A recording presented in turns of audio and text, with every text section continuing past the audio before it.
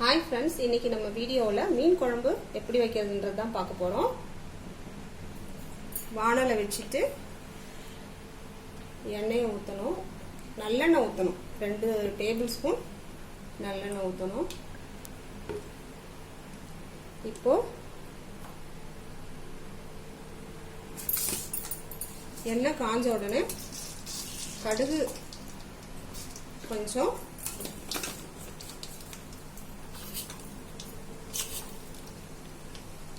வெந்தயம் கொஞ்சம்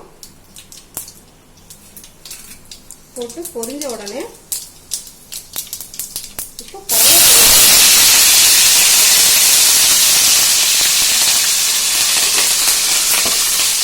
அதுக்கப்புறம் நம்ம பொடி பொடியா நறுக்கி வச்சிருக்க சின்ன வெங்காயத்தை இப்போ போடணும்.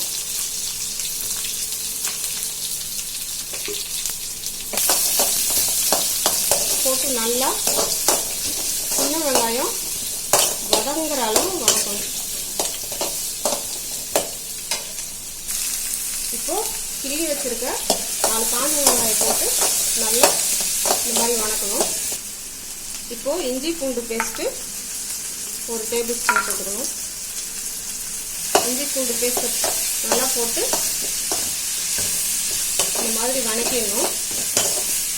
அதனோட பச்சை ஸ்மெல் போற வரைக்கும் நல்லா வதக்கணும்.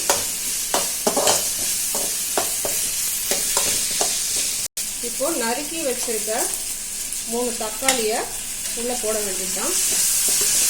போட்டு நல்லா இந்த மாதிரி வதக்கணும்.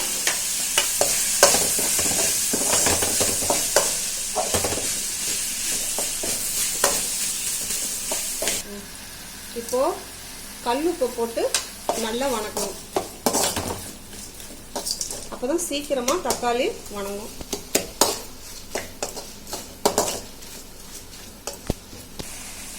இப்போ கரைச்சி வச்சிருக்க புளி தண்ணிய குழம்புல ஊத்திர வேண்டியதுதான். இப்போ மீன் குழம்பு மசாலா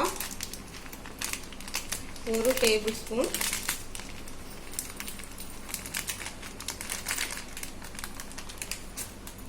மல்லித்தூள் 1 டேபிள் ஸ்பூன்,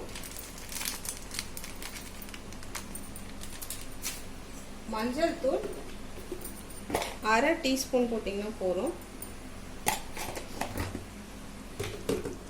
போட்டு குழம்பு நல்லா கொதிக்க விடணும். சின்ன வெங்காயம் போட்டீங்கன்னா குழம்பு ரொம்பவுமே ருசியா இருக்கும். அது உடம்புக்கு ஹெல்த்தியும் கூட.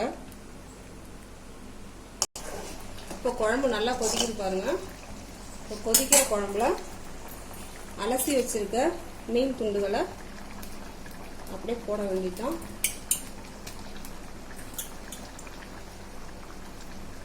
ஒரு 5 நிமிஷம் மீன் நல்லா கொதிச்சுதுன்னா, மீன் குழம்பு நல்லா கொதிச்சு மீன் வெந்ததுக்கு அப்புறமா அடுப்பு அப்படியே ஆஃப் பண்ண வேண்டியதுதான்.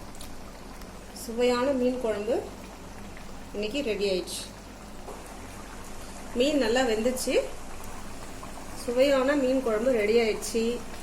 மேல மல்லி இலைகளை அப்படியே தூவி பரிமாறிடலாம். மீன் பாருங்க எவ்வளவு சூப்பரா வெந்திருக்கு. இது 1 கரண்டி குழம்பு இருந்தா போதும். எவ்வளவு சாப்பாடு வச்சாலும் காலியாயிரும். பார்த்துக்கோங்க, எங்க வீட்டுல சூப்பரான மீன் குழம்பு இன்னைக்கு ரெடி ஆயிடுச்சு. இந்த வீடியோ உங்களுக்கு பிடிச்சிருந்தா லைக் பண்ணுங்க, சப்ஸ்கிரைப் பண்ணுங்க.